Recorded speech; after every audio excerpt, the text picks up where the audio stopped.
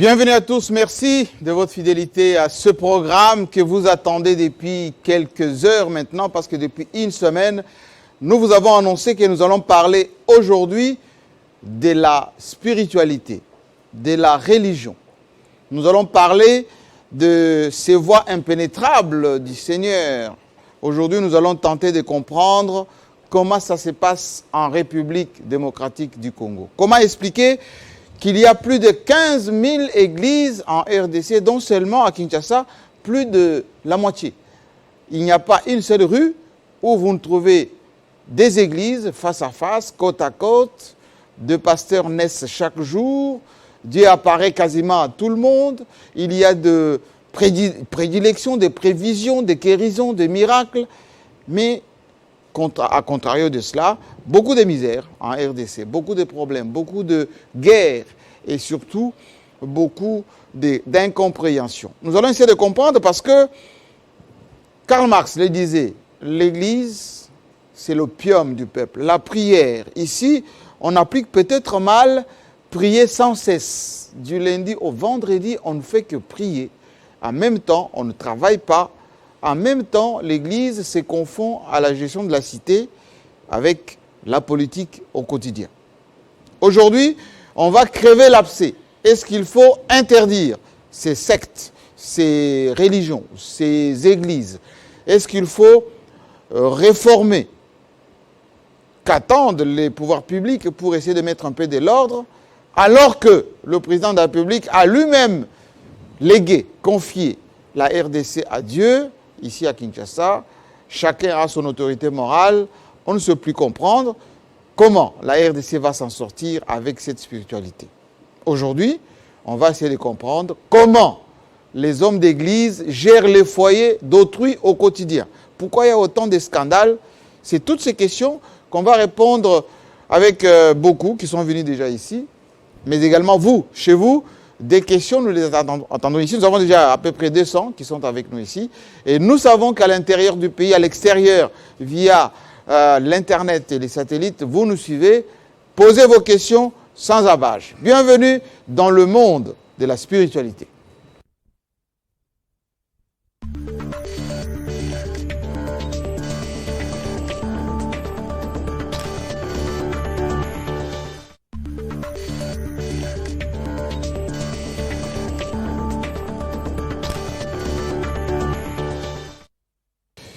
Nous sommes en direct, bien évidemment, de Kinshasa, la capitale de la RDC. Il fait beau, il fait chaud.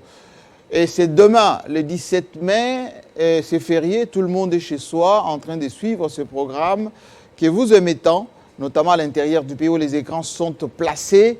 Les Congolais suivent avec beaucoup d'attention.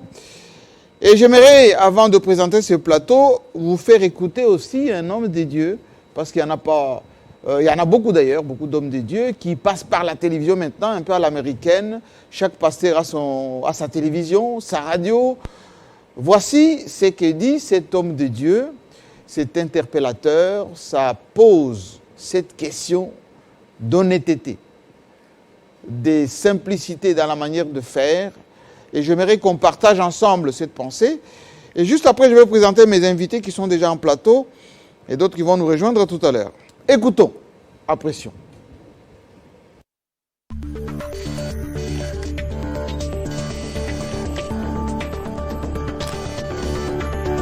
Merci Badi, nous vous avons la mission, c'est votre émission sur les podiums avec votre humble serviteur Ganou qui fout là. J'ai reçu pour vous le prophète René Badiou que nous avons levé là sur la prophétie de la République démocratique du Congo, programme Yanzambi pour le Congo. Car le temps de l'accomplissement de la prophétie pour la RDC est accompli.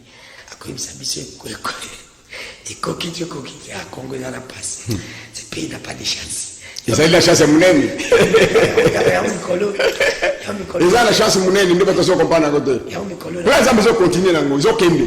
Batunde bakotikala, mais plein de gens continuent kokende. Merci. Yao mikolo na zakolo balobi Zambi.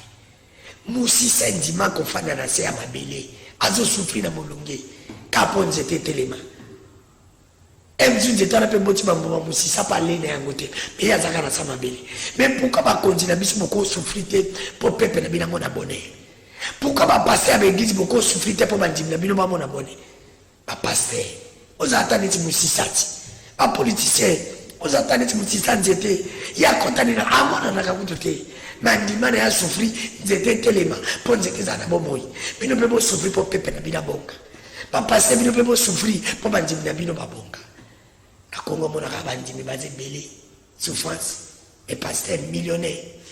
Na Congo mona ka ba konzi. Ba konzi pauvre. Elle va vivre un millionnaire, peuple. Il y a un ami qui dit, est-ce que ma condina biso, bon vivre à net, bangungi, pongungi, ce qu'a mis ma kila motunda vivre. Est-ce que bino passe na bisonde et ça la que bino bon vivre? Na bino na pas pour passer na comparer bino demo. On dit pas passer ma vivre na passe ma dimi. Ce va dire comment voulez-vous que mon dima na passe, mais le 5 dit, au 5 au fan, et puis que mon donne ça la raté. On peut ça dire, on peut dire. Et puis, quand on n'a pas aimé le tien comme en église, pas bon, mais il faut appeler ça. Et puis, tout dans la question, on a conféré ça comme président. Appelle ça Nini. Ah, évangile, Nzambo, Namboko, yo. Mais pas bien, mais pas dans la place, appeler ça raté. Mais bon, quand on a pas mon mandé. Merci. Prophète René Badjoko. C'est tout simplement pour notre permission, mais ça fait très mal. L'état de l'accomplissement de la prophétie pour la RDC est accompli. Est-ce que ils ont solo, mais ils ont solo, c'est le jour ça.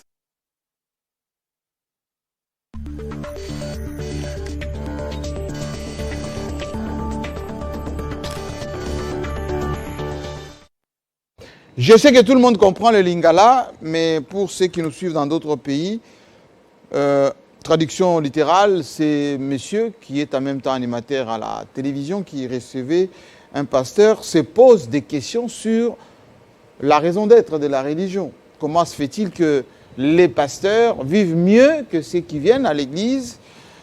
Comment se fait-il que les autorités, avant d'accéder à des postes à responsabilité, versent des dîmes?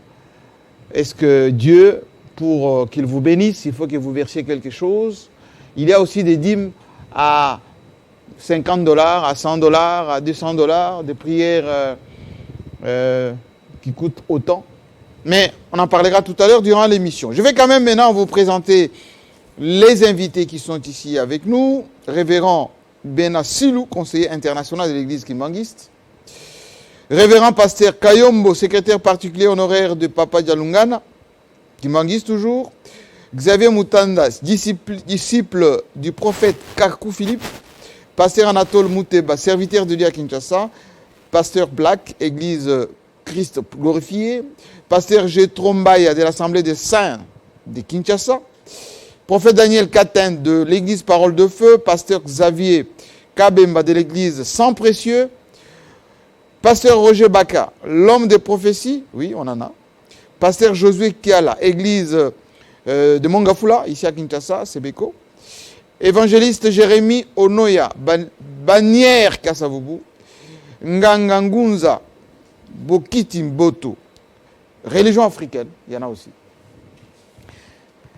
Et Ngangangunza également, Mololai Kabilondi, religion africaine. Donc on va parler aussi de ces religions d'inspiration africaine que les Belges autrefois avaient s'aborder parce qu'effectivement il fallait lire la Bible et qu'il fallait plutôt croire en des miracles venant de Dieu, le Dieu blanc, des Occidentaux. Rappelez-vous que depuis Kimbangu, qui avait effectivement prêché l'égalité de race, sa religion a été bafouée. Lui-même, Kimbangu, incarcéré, il est mort en prison au Katanga. Depuis Kimbavita également, la religion africaine, même si Maloula avait demandé l'Eucharistie à l'africaine, mais tout ceci pose encore problème aujourd'hui. C'est pour cela que les églises d'importation, catholiques, protestants, etc., sont toujours en conflit avec celles dites d'inspiration africaine. Alors, messieurs, bienvenue. C'est dommage qu'il n'y a pas de femmes, parce qu'il y a aussi des femmes pasteurs. J'aimerais bien que vous répondiez un peu à cette question directe, qui est assez provocateur comme question.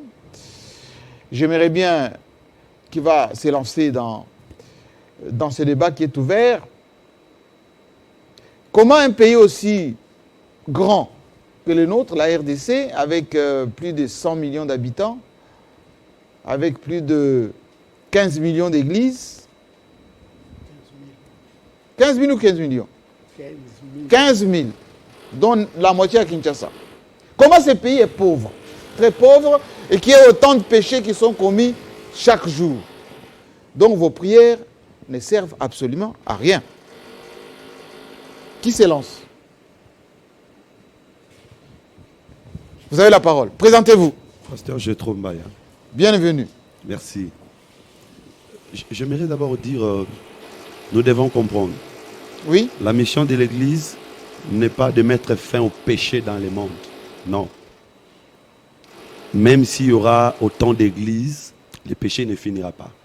Mais la mission d'Église, c'est de préparer un peuple qui sera enlevé. Et l'Église a des rôles. Il y a les rôles spirituels, la mission spirituelle, et également sur le plan social, l'Église a un apport à amener dans la société. Donc, dire que pourquoi il y a autant d'églises, mais il y a des péchés, la mission d'église n'est pas de mettre fin au péché. Même en Israël, les pays où la parole a été prêchée, où Christ était né, il y a des péchés jusqu'à aujourd'hui. Mais Jésus-Christ était venu pour délivrer le monde du péché, n'est-ce pas? Non, non. Jésus-Christ. Son sang était versé pourquoi? Jésus-Christ était venu pour racheter les âmes. Il n'est pas venu pour délivrer les mondes du péché, non. Même quand il est venu en Israël, il n'a pas sauvé tout Israël. Il a sauvé ceux qui ont cru en lui. Donc l'Église fait son parcours, ceux qui croient. Parce qu'aujourd'hui, déjà ici, nous sommes dans un pays laïque, dans un État laïque. Ce n'est pas tout le monde qui croit à l'évangile de Jésus-Christ. Oui. Donc on n'est pas là pour obliger les gens à croire à l'évangile de Christ. L'Église elle-même, elle n'est pas un endroit de l'obligation, elle n'est pas un endroit de la dictature, mais elle est un endroit où on propose la liberté, on propose le salut par la parole de Dieu. Et quiconque croit reçoit la vie. Et l'avantage de la religion chrétienne est d'accepter les autres, d'accepter de cohabiter avec les autres, d'accepter même ceux qui sont païens, de les aimer et de continuer à travailler pour qu'un jour qu'ils viennent. C'est trop angélique ce que vous dites, mais ma question, moi, est de savoir, et c'est la question que tout le monde se pose aujourd'hui. Oui. J'ai dit plus de 15 000 à l'église aujourd'hui. Ouais. 15 000. Mais à contrario, on a l'impression que ça ne sert strictement à rien. Voilà. Déjà réfléchir. Ça ne sert à rien d'aller à l'église lorsqu'il y a autant de tueries, lorsqu'il y a autant de vols, autant de divorces, autant de conflits. Déjà, ce n'est pas juste de réfléchir de cette manière. Parce que si le Congo est ce qu'il est aujourd'hui, c'est à cause de l'église. C'est grâce à l'église. Ah, il est comment le Congo aujourd'hui? Commençons. Non, mais si d'abord les Congos existent, vous savez que ce sont des missionnaires protestants qui ont découvert les Congos. Ce sont des missionnaires protestants. Il y avait des royaumes et des... Oui. Mais ici, les Congolais existaient avant l'arrivée de la religion occidentale. Nous n'allons pas nier l'apport des Blancs au milieu de nous. Oui. Bien qu'il y ait également des bavures. Donc, il y a déjà des missionnaires qui ont découvert les Congos. Oui. Il y a l'Église, les différentes écoles créées par l'Église qui a formé la plupart des cadres de notre pays. Ça, c'est le premier élément. Et sur le plan social, l'Église a tenu, tant soit peu la misère de ces peuples. L'Église fait un travail sur le plan psychologique au milieu du peuple. C'est quand même injuste de dire que les gens vont à l'Église, ils donnent leurs richesses aux pasteurs. Les Congolais ne sont pas idiots. Les Congolais ne sont pas idiots. Attendez, ne monopolisez pas la parole. Il faut que la parole tourne. Voilà. Essayez de répondre à cette question. On la pose au début parce que vous avez suivi le monsieur qui a parlé. Et ceux qui sont chez eux à la maison se posent cette question. Est-ce qu'il y a de l'hypocrisie dans les chefs de pasteurs? Est-ce qu'il y a de l'exploitation dans les chefs de pasteurs? Répondez à la question. Jean-Marie, bonjour. Bonjour merci, et bienvenue. Merci beaucoup. Présentez-vous s'il vous plaît. Roger Baka. Enchanté. Oui. Je pense que si je dois m'en tenir à l'introduction que nous venons de voir, vous verrez que le présentateur a dit Congo a la chance. Oui, Congo a la chance. Ok. Parce que les Congolais, en commençant par vous-même qui êtes ici, justement, c'est la raison. Eh bien, vous essayez de camoufler la réalité. Je commence par corriger. De corriger lui? Oui. La chance, c'est une action probabilique. Je dis bien la chance. C'est une probabilité d'obtenir un résultat qui n'est pas déterminé d'avance. C'est un jeu. Mais ici, nous ne parlons pas de la chance. Nous parlons de la vision prophétique. Il vient de le dire. De la RDC. Alors, qui dit vision prophétique dit destin de la RDC. Qui est différent de la probabilité. C'est une loi supérieure qui semble diriger les cours des événements d'une nation vers une certaine finalité préalablement établie par celui qui a dit la prophétie. Pris sous cet angle, je rentre dans votre introduction, je me suis marré quand vous avez parlé parce que je trouvais que c'était très provocateur. En quoi? Non, je vais étaler le fait. En quoi c'est provocateur? Je dis que la vérité. Jean-Marie, j'étale le fait. Oui. Le premier, la question, j'ai cerné votre problématique à partir de la maison. Oui. On pose la question église. Pour ne pas faire la tyrannie des mots. J'ai des gens qui vont essayer d'appuyer ce que je dis, ils vont parler davantage. Mais il faut définir d'abord des concepts. Est-ce qu'on parle des religions ou on parle des églises? Je veux faire une distinguo. La première des choses avant d'aborder la matière, avant d'établir des responsabilités, il faut définir les concepts parce que les gens les suivent à la maison. Oui. Nous entendons par église les concepts ecclésia, qui veut tout simplement dire l'ensemble de personnes qui sont sorties hors d'eux. Ça, c'est la première définition qu'on appelle la définition en tant que corps de Christ. Et cette définition est mystique. Parce qu'on ne sait pas l'analyser, ce corps est mystique. Mais la deuxième définition du concept ecclésia, ça définit les cadres où les gens qui sont sortis hors d'eux se retrouvent. C'est sur le plan local. C'est un bâtiment où les gens viennent se retrouver. Ben, s'il faut faire le bilan des églises, ça sera autre chose. Je rentre dans les cadres des religions. Tu nous as présenté ici, sans monopoliser la parole. Nous avons plusieurs religions ici, parmi lesquelles vous citez 9 millions, aussi c'est 15 000. 15 000. 15 000. 15 000. Nous entendons, au minima, hein, 15 000 au minima. Moi, je vais définir le concept et puis je vais laisser la parole à mes frères. Oui. On entend par religion un ensemble déterminé des pratiques, des dogmes, qui définissent les rapports entre l'être humain et le sacré. Pris sous cet angle, la religion au Congo, il y en a trois. La première religion, c'est la religion qui confesse l'unicité d'un seul Dieu. On les appelle les religions monothéistes. Ok. Deuxième, c'est la religion qui détermine la pluralité de Dieu, polythéiste. Ensuite, troisièmement, des religions qui s'apparentent à la sagesse ou au mouvement philosophique. Dans le cadre échéant, pour ne pas attribuer à l'église de Reveil les sanctions ou les menaces qui ne sont pas le ciel, nous devons, moi, personnellement, avant de continuer, savoir. Oui. Il s'agit de l'enquête sur les religions ou sur les églises de Reveil circonscrits. Point. Écoutez, je pense que la thématique est un peu plus claire. Voilà. D'abord, ce n'est pas provocateur. Ce sont des questionnements de tout le monde. Le petit peuple se pose cette question. Quand on voit dans chaque rue, il y a église, église, église, église. Lorsqu'on allume notre télévision, on voit pasteur, pasteur, pasteur. Bon, prêtre, imam, mais tous ces gens parlent que de Dieu. Un, qu'est-ce que ça porte? Deux, pourquoi il y a autant de contradictions entre ce que vous professez et votre vie au quotidien? Alors, lancez-nous une... Trois, pourquoi vous êtes toujours en conflit permanent? Lancez-nous maintenant une problématique. Alors, je veux que la parole tourne d'abord. Moi, j'ai posé la première question, c'est de savoir pourquoi il y a autant d'églises, ce n'est pas des religions, autant d'églises et autant de misère. Mais Jean-Marie, je ne monopolise pas la parole. Je voulais dire ceci. Je suis là pour que les autres parlent. Ayant compris ta problématique, oui, j'aimerais d'abord te donner une information très importante. Il y a une structure. Nous avons plusieurs confessions religieuses. Je ne sais pas comment les autres bâtissent leurs églises ou leurs bâtiments. Sur ce qui concerne les églises de Reveil, les hommes de Dieu sont là.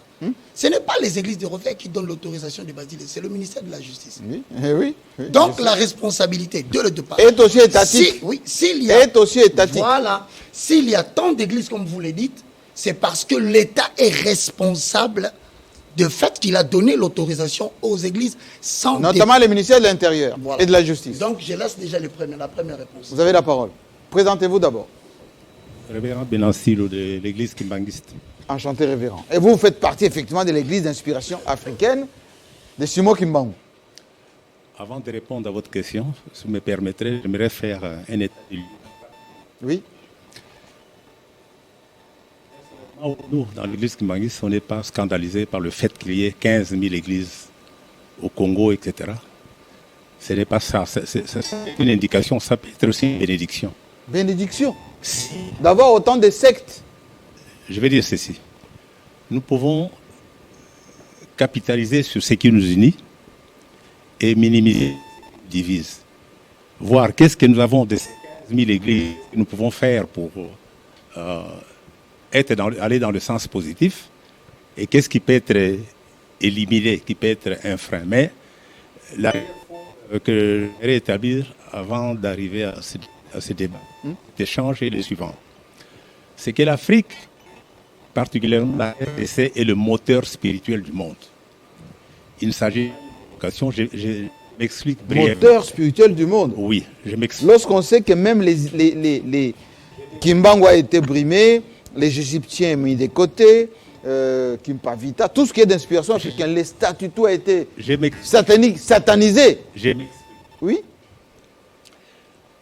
Si nous regardons l'histoire de la religion monothéiste, il n'y a pas de hasard. Abraham et Sarah ont été en Afrique. Moïse a été en Afrique. Tous les grands patriarches, donc, Sauf Jésus. Jésus était en Afrique. En Égypte. C'est pas prouvé, hein. Dans quel coin d'Afrique Jésus a été fréquenté parce qu'il n'a vu que Moyen-Orient et peut-être en Inde, hein, d'après certaines recherches. On ne peut pas dire que l'Égypte n'est pas l'Afrique. Jésus a été en Afrique. Simon de Cyrène, qui a porté la croix du Christ, est à... J'ai dit Abraham, la Sainte Famille, tout cela n'est pas du hasard. Ce n'est pas dû au hasard. C'est que l'Afrique, pour nous, est le ciel terrestre du Dieu créateur. Et le Congo, dans ce sens-là, la RDC, comme il est appelé à être le moteur sur le plan économique, c'est aussi le moteur spirituel parce que les bénédictions de Dieu.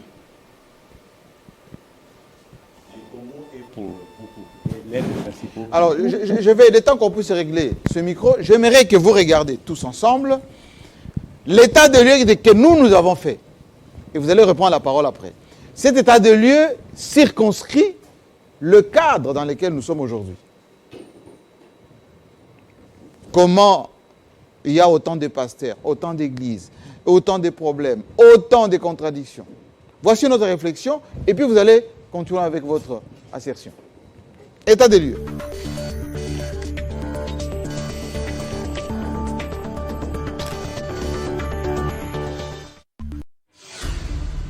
Cela peut écœurer plusieurs leaders évangéliques aujourd'hui, mais il faut y croire. L'Église des Réveils du Congo est fondée en 1997. Déjà en 2015, elle a compté 6900 églises membres. Elle est choisie comme partenaire de la Commission électorale nationale indépendante pour l'élection présidentielle de 2018. En avril 2019, le pasteur Sonny Kafuta, dit Rockman, succède au bishop Albert Kankenza et devient le dirigeant de l'organisation. L'histoire des religions en République démocratique du Congo est parmi les plus riches en événements et les plus mouvementées de l'Afrique subsaharienne. Depuis les premiers contacts avec les sultans de Mascate et Oman sur la côte orientale de l'Afrique au XIVe siècle et avec les missionnaires portugais sur la côte orientale au XVe siècle, les religions n'ont cessé de subir des mutations qui posent toujours des questions aux historiens, aux sociologues, mais aussi aux théologiens.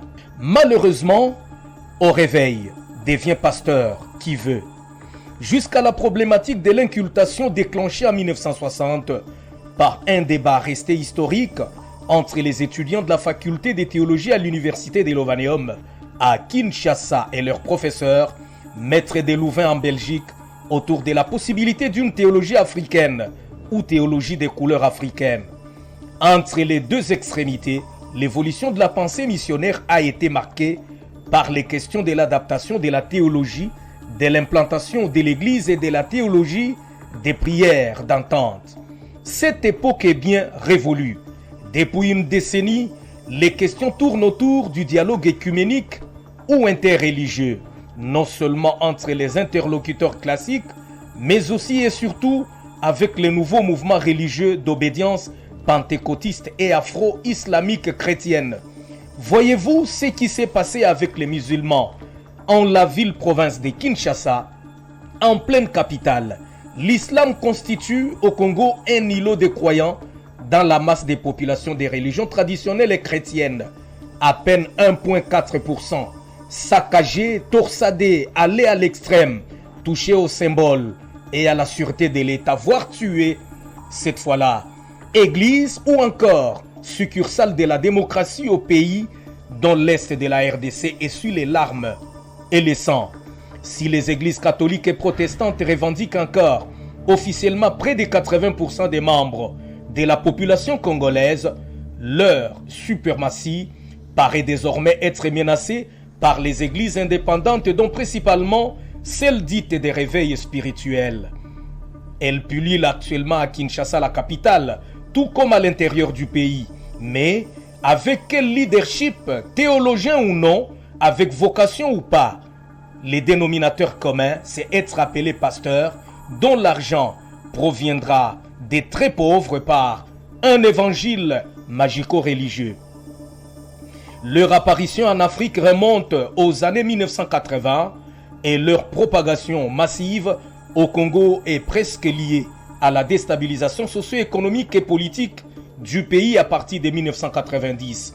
Entre 1995 et 2000, ces mouvements charismatiques dénommés Église des réveils ont attiré un grand nombre de fidèles des religions institutionnalisées telles l'Église catholique, protestante et même musulmane, et les reprochent notamment aux anciennes églises chrétiennes leur hermétisme, leur torpeur, voire leur sclérose par rapport aux aspirations de la population. Entre la magie et la prophétie, le monde est dans l'église et vice-versa. Ces nouvelles églises réinterprètent le christianisme des missionnaires en l'adaptant aux valeurs africaines. Ambiance festive, valorisation du mystère de l'exorcisme, importante capitale accordée aux prières de guérison, rites et pratiques plus proches des traditions africaines. Particulièrement parce qu'elle est fortement liée à l'incultation de l'évangile, un pays d'émission dont la problématique peut être résumée en une phrase: comment être chrétien sans trahir son pays? Particulière aussi, et surtout parce que les chrétiens au Congo cultivent de plus en plus un certain nicodémisme, qui est le fait de pratiquer simultanément plusieurs religions.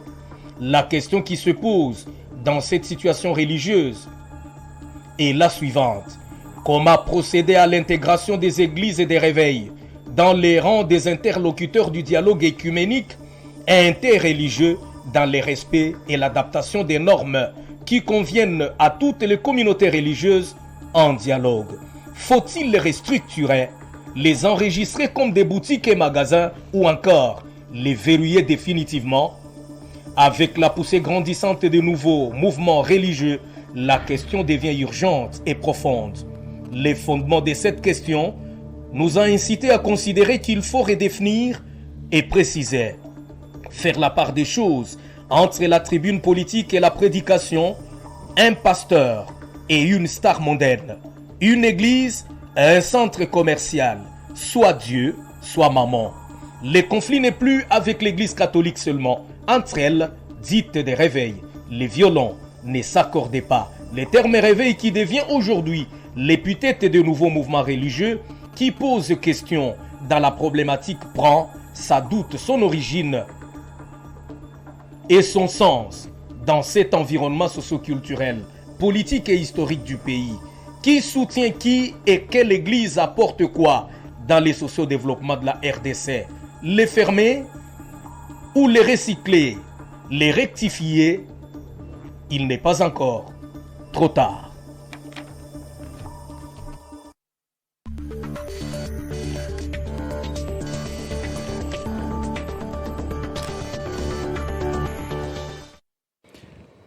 Voilà notre réflexion.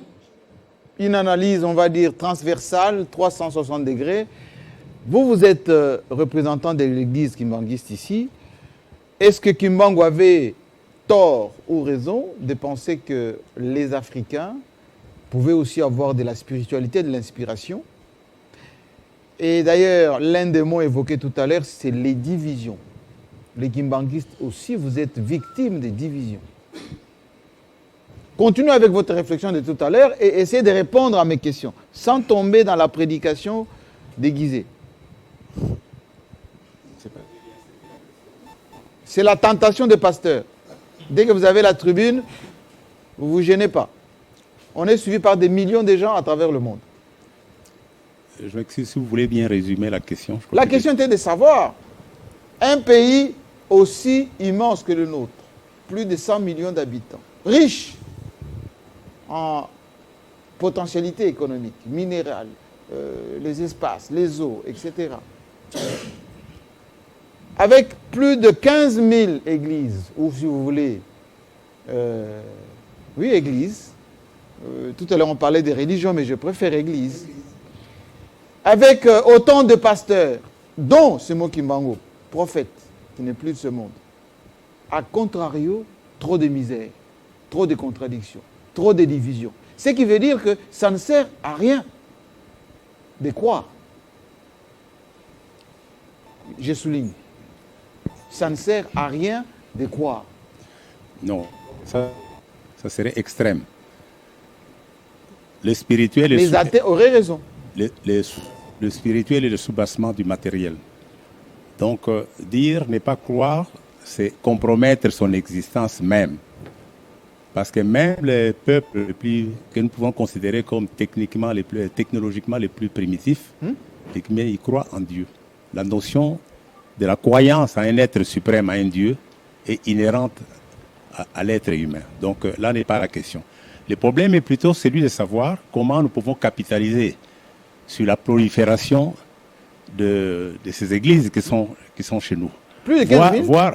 Voir qu'est-ce que nous pouvons retenir en commun, qui est positif, et qu'est-ce que nous pouvons écarter, parce qu'il peut y avoir, et certainement qu'il y a aussi des actes de brebis galeuses à l'intérieur de notre... Mais quand vous voyez, excusez-moi du pays, je vous trouve assez philosophique, enfin, philosophe, un tout petit peu. Même l'église kimbanguiste est divisée. Pourquoi vous n'avez pas tiré... Parce que oui, quelqu'un m'avait dit la fois dernière ici que l'État congolais peut nous aider à rassembler les kimbanguistes. Mais si on vous pose la question, qu'est-ce qui est à la base? C'est encore du matériel. Non. Quand Karl Marx disait... Attendez. Quand Karl Marx disait que la religion, c'est l'opium du peuple. L'opium du peuple, c'est le matérialisme. Le peuple aime croire en quelque chose pour obtenir quelque chose. Aujourd'hui, votre prédication à tous ici, c'est l'avoir. Avoir le mariage, avoir le travail, avoir le visa pour voyager, sortir de votre précarité, être guéri. Et vous surfez beaucoup sur ça. Beaucoup sur ça. Dans le cas de l'église kimbanguiste, la division n'est pas due à des considérations d'ordre matériel. Et vous citez Karl Marx, mais Karl Marx a échoué. Le marxisme a échoué. C'est une philosophie qu'on a considérée... Ne vous dirons pas la même chose. Hein? Oui. Donc, pour nous, le message de Semo Kimbangu est que nous devons nous unir et voir qu'est-ce que nous pouvons, de quelle manière nous... Mais vous êtes loin de l'unité au sein des kimbanguistes. Je prends les débats sur les kimbanguistes aujourd'hui, mais vous êtes loin de l'unité. Donnez un peu le micro derrière. On a tout le temps. Voilà. Non, regardez le micro. Allez-y. Vous devez demander après. Présentez-vous. Merci beaucoup, Ndeko Kassamba. Oui.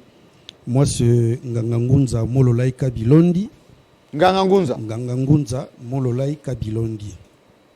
J'aimerais bien tenir mon intervention en français, mais par respect des esprits de nos ancêtres et du message que nous avons suivi, notamment celui de la religion africaine. Oui.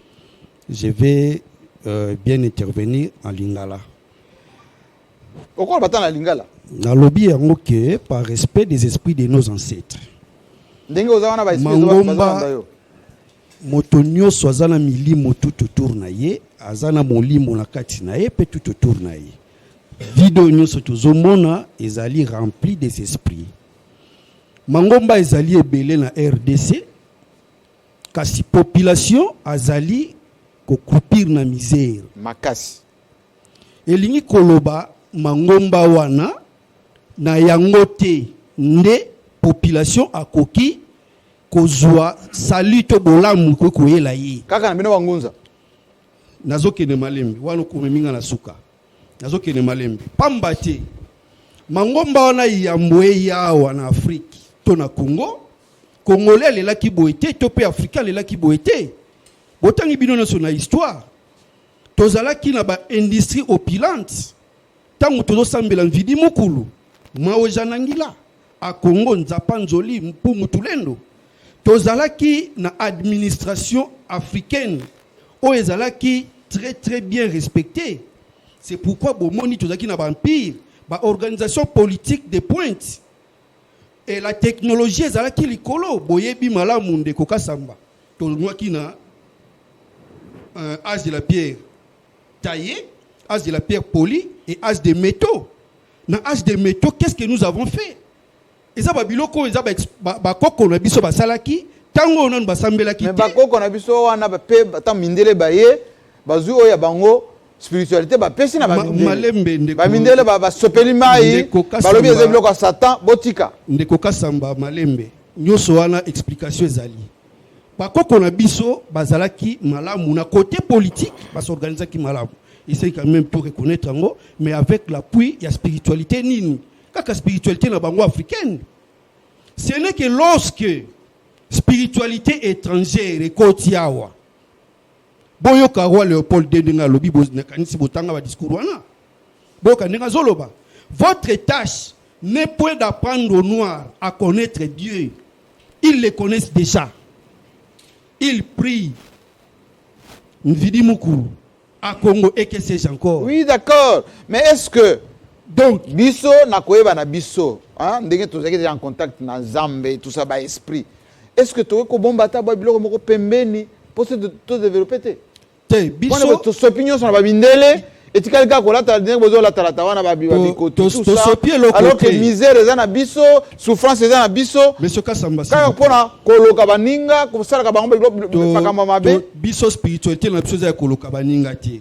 Mais il faut boye baké ndenge ndeko baka lobaki définition moko ya religion. Religion c'est la kisi et outil na mot religo relier être humain na être suprême. Mais biso tozel sous soutien na relation na être suprême na biso. Il y a biso comment il y a skit. Te ouais biso c'est sous malonga te parce que biso Yahweh azanzamé na biso te. Merci. Lobanan. Merci beaucoup Lobanan. Merci beaucoup. Allez-y parlez en français s'il vous plaît. Oui. Présentez-vous d'abord. C'est Xavier Moutanda. Je suis disciple et fidèle du prophète Kakou Philippe. Donc, prophète je ne viens pas ici. Qui est-il? Le prophète Kakou Philippe, c'est le seul et unique vrai prophète que Dieu a envoyé à toute l'humanité en cette génération. Ah bon? Que tu sois de l'église kimbanguiste, que tu sois de l'église catholique, que tu sois protestant, que tu sois Nzambe Malamou, que tu sois du christianisme, de l'islam. Mais on ne les connaît pas. On les connaît pas ces prophètes. C'est une occasion pour vous de l'apprendre. Il est où ce prophète? Voilà, le prophète Kakou Philippe est vivant. Il est en Côte d'Ivoire, à quelques mètres de la ville, la donc capitale économique. Il dépasse les Branham, les Mahomet, les Jésus. C'est un Ivoirien que tout le monde. Mais vous posez une question très importante, Monsieur Jean-Marie. Oui? Quand vous dites, est-ce que Kakou Philippe dépasse Mahomet, dépasse Branham, dépasse Kimbangu? Dépasse Kimbangu? Oui. Bon, qu'est-ce que vous voulez entre un homme mort et un homme vivant? Est-ce un homme mort peut-il faire quelque chose pour vous? Ou c'est vous qui êtes le vivant qui devez nécessairement faire quelque chose pour la personne? Mais les chrétiens disent que Jésus n'est pas mort. Ah voilà, on va aller tout doucement là. Oui. Le Jésus d'ailleurs, pour aller tout droit, oui. Quand vous posez une question comme ça, je vais dire que le Jésus, que toutes ces églises, que ce soit catholiques, évangéliques, branhamistes, Kimbangu, les Jésus que toutes ces églises évoquent est un démon. Ce n'est pas le vrai Jésus. Oh. Oui, parce que Jésus a dit... Jésus est démon. Voilà, oui, c'est un blasphème ça. Voilà, c'est une question très importante. Je crois que même les autres aussi, hors de ce studio, pourront toujours dire que c'est un blasphème. Je vais vous dire quelque chose de très important. Jésus lui-même a dit, ce ne sont pas tout ce monde qui m'appelle Seigneur, Seigneur, qui hériteront du royaume de cieux. mais c'est plutôt ceux qui font la volonté de mon Père. Et ils me diront, nous avons chassé des démons en ton nom. Comme on le voyait tout à l'heure, non? Oui, oui. Écrouler des personnes, non? Oui. Pensant Est-ce que Kakou fait aussi des miracles ou pas? Faire le miracle n'est pas synonyme de faire tomber quelqu'un. Parce qu'un esprit diabolique n'est pas matériel, mais c'est spirituel. Et la sorcellerie même que les gens chantent dans leurs églises pour dire que ta maman est sorcière, ton papa est sorcier, ta tante est sorcière, c'est le plus petit de tous les démons qui puissent exister. Et je l'ai dit tout en mais prenant mes responsabilités. votre prophète Kakou, là, excusez-moi, Voilà. on est suivi aussi en Côte d'Ivoire. Hein? Oui, bien sûr. D'abord, lorsqu'il a eu sa vision, quand il vit où, il fait quoi? Voilà, ça ce sont des questions très importantes que vous me posez. Mais qu'on les connaisse quand même, parce voilà, que c'est une des découverte questions très pour moi. importantes que vous posez, Oui. et je veux répondre à l'intention de tout ce monde. Et de tous ceux qui nous suivent, hein, voilà. des millions. Voilà. Kakou Philippe, né le 20 décembre 1972. Seulement en 72. Oui, en 72, bien sûr. Donc il est mon petit frère. Oui, bien sûr, par rapport à l'âge, Bon, mais allez-y. qui est votre prophète. Allez-y. Voilà. Oui. Jésus n'avait que 30 ans, mais il était le prophète que Dieu avait établi sur tous les pharisiens. Donc il est né en qui pouvaient marcher 72. soutane Qu'a-t-il fait? et que tout le monde respecte. Qu'a-t-il fait, ce Kakou? Ah, voilà. D'abord, on ne devient pas prophète parce qu'on a été à l'école, on a décroché un diplôme d'État, un diplôme universitaire, et qu'on n'a pas pu trouver de l'embauche, mais on devient prophète parce qu'on a reçu un mandat sacré. Le mandat sacré, c'est comme quand je vous appelle, quand vous avez lancé. Oui, comme Paul. Voilà, comme Paul, et comme tous oui, les autres. Oui. Et c'est mais lui, il a eu quoi? Le 24 avril 1993, 93, que le prophète Kakou Philippe reçoit en visitation, en vision, la visitation d'un ange. Et cet ange lui dit que, autant arrêté par moi Dieu, tu enseigneras ce que tu n'as pas appris à l'école. Pour dire que même la théologie, la religion, les églises, Dieu n'envoie jamais les églises, Dieu n'envoie jamais des religions, Dieu n'envoie jamais, je répète bien, de religion. Mais Dieu envoie un homme en chaque génération pour le salut donc Kakou, de l'humanité. Il est de notre génération.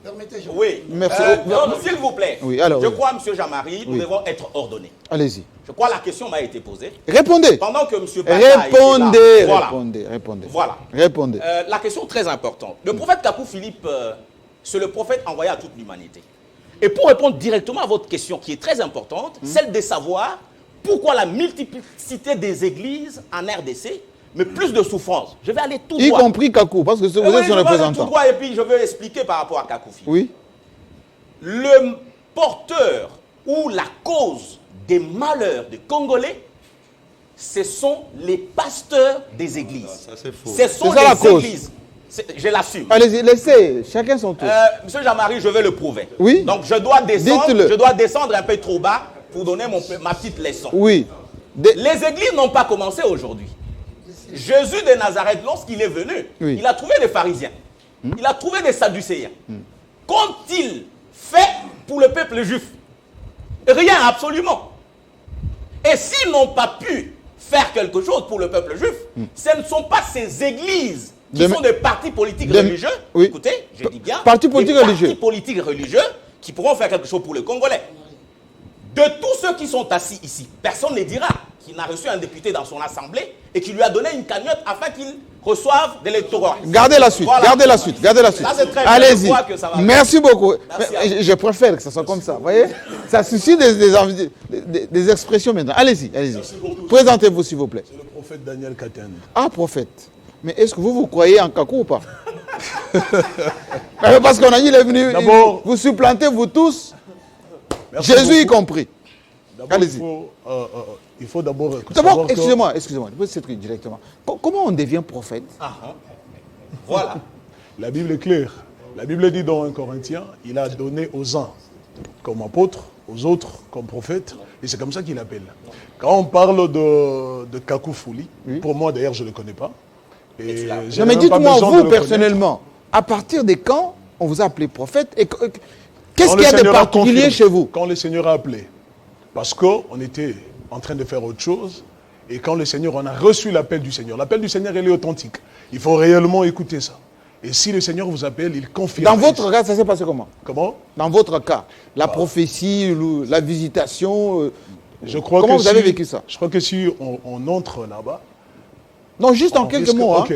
Moi, ça a commencé à Lumbashi parce que j'ai étudié, j'étais encore étudiant à Inelou. Oui. Et c'est comme ça que le Seigneur m'a appelé. J'étais encore trop jeune. Et c'est comme ça que j'avais écouté. Et la manifestation, oui. Paul, c'était... sur le chemin de Damas. Chemin de Damas. Oui. Abraham, plutôt Moïse avait un buisson oui. Avec le feu. Vous avez vu quoi? Moïse avait le buisson, non?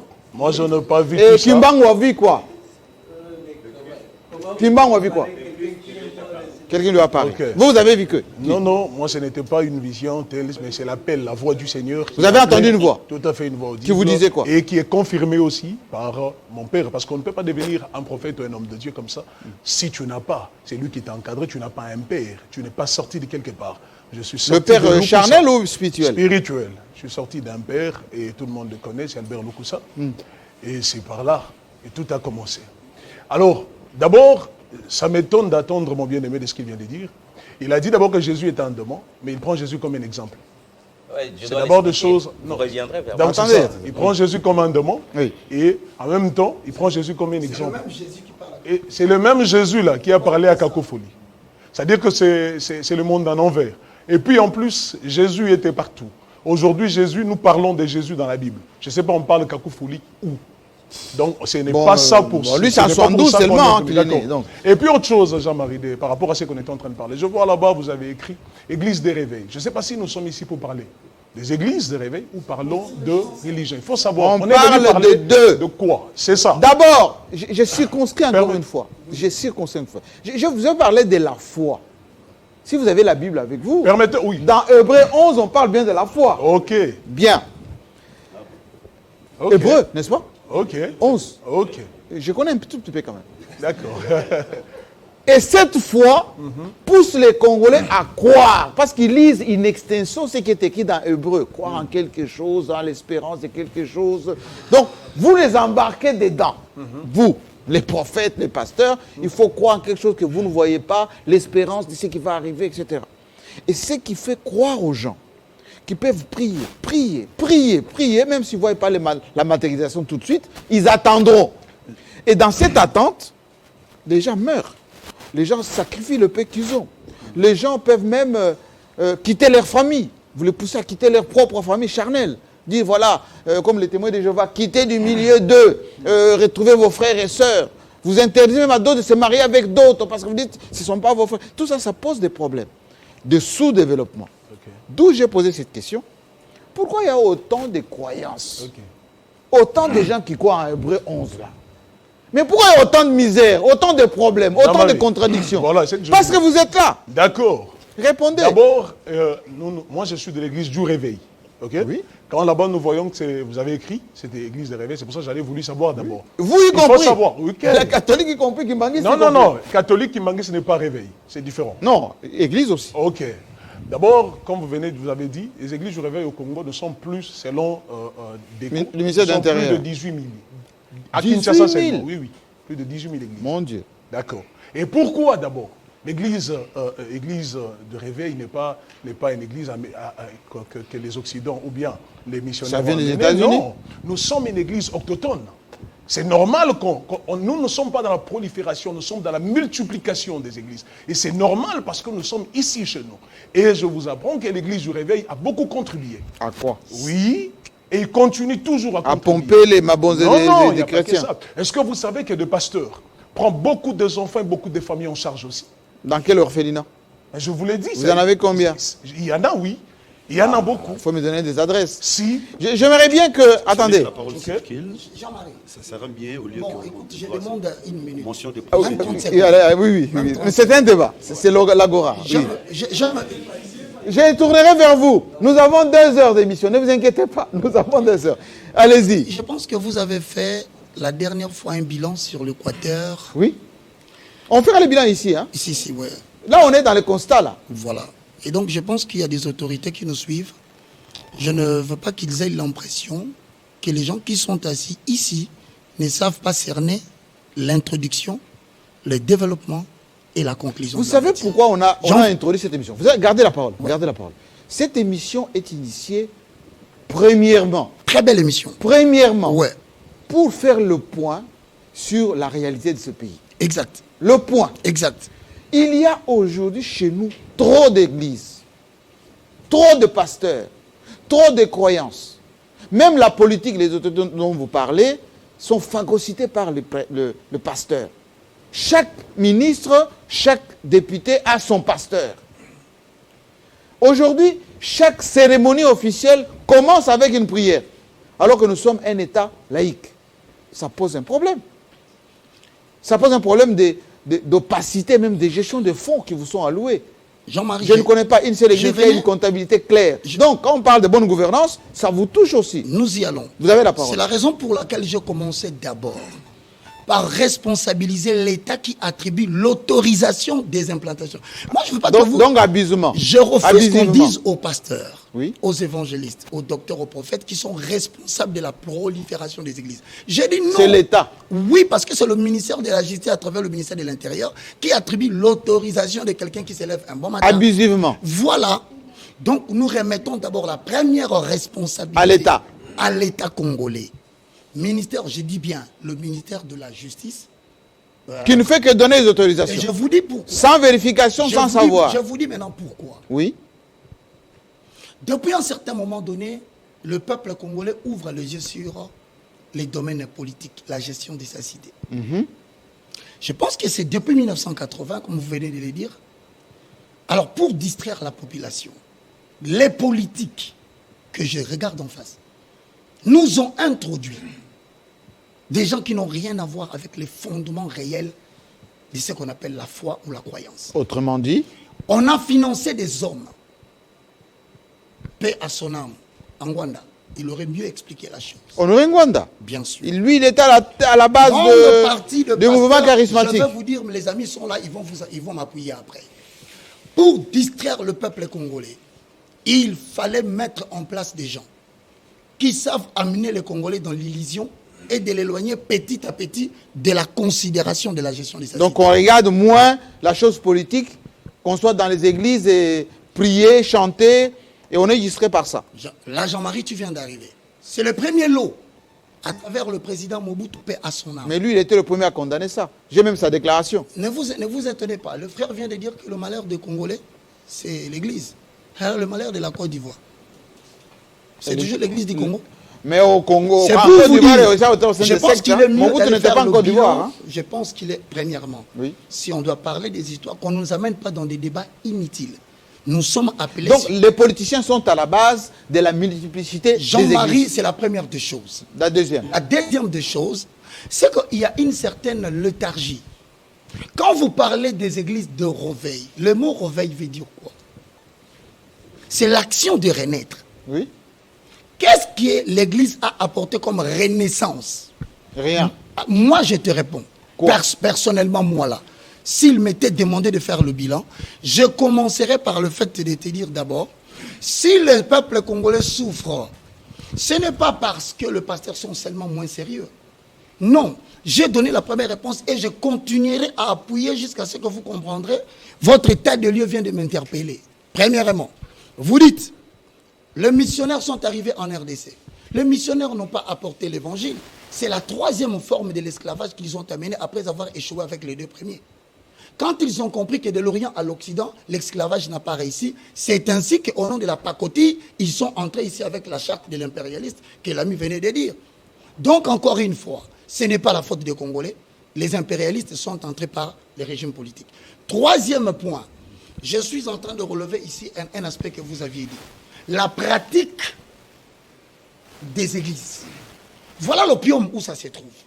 La manière de pratiquer les enseignements dispensés dans le culte, c'est ça qui pose problème. C'est alors que vous avez parlé de l'exorcisme, par exemple. Les différentes pratiques telles que le voyage astral. Où on a parler en langue. Voilà, vous parlez de parler en langue. Vous avez des délivrances spectaculaires. Voilà. Tout ça, ce sont des antivaleurs autour desquelles nous devons réfléchir. Merci beaucoup. Okay. J'aimerais me tourner de ce côté. Oui, donnez un peu le micro. Donnez le micro, s'il vous plaît. Merci. On va parler, ne vous inquiétez pas. Présentez-vous d'abord. Et vous avez été présenté off tout à l'heure comme père spirituel. Qui êtes-vous d'abord? Je suis un pasteur Dans votre présentation tout à l'heure, vous ne m'avez pas présenté. Moi, c'est le pasteur Timothée Kabasele. Enchanté, pasteur. Merci. Bienvenue sur ce plateau. Merci. Je précise que je viens de recevoir un courrier de l'évangéliste Sonny Kafuta Rockman qui salue d'abord cette émission et qui va participer via les réseaux. Voilà. Il nous suit. Merci. Je regrette un peu, je n'avais pas compris l'invitation de cette manière. Je crois qu'on va beaucoup s'éloigner du débat. Je pensais qu'on parlait des églises de réveil et de ce que les églises de réveil apportent dans le développement. L'apport de l'église des réveils pour le développement de la RDC. Voilà. Je pensais qu'on allait en rester là. Mais il faut y arriver. Laissez-moi parler. Avant d'arriver là, pasteur, si vous voulez, il faut quand même qu'on puisse constater ce qui n'a pas marché. Déjà, il y a un problème par rapport à la qualité de vos invités. Quand vous appelez un homme de Kakou Philippe, vous appelez le Ngunza. Parce que... Vous êtes contre la démocratie? Non, je veux vous dire, je ne parle pas contre la démocratie. Oui. Quand vous les appelez, ils ne viennent pas pour parler du débat. Ils ne viennent pas parler pour parler du sujet. Et ils ont un message, ils ont leur message. Quand ils vont prendre la parole, ça sera pour nous attaquer. Ça sera vous attaquez, vous? Oui, les églises de réveil. Enfin, ils vont entrer dans un autre débat qui n'est pas le débat d'aujourd'hui. Alors nous allons perdre le temps. Quand vous leur avez donné la parole, ils nous amènent dans d'autres débats. Ils vous amènent dans d'autres débats qui n'ont rien à voir avec les débats du jour. Alors, de quoi nous allons parler? Moi, j'ai l'impression que... Alors, pasteur, vous avez la parole.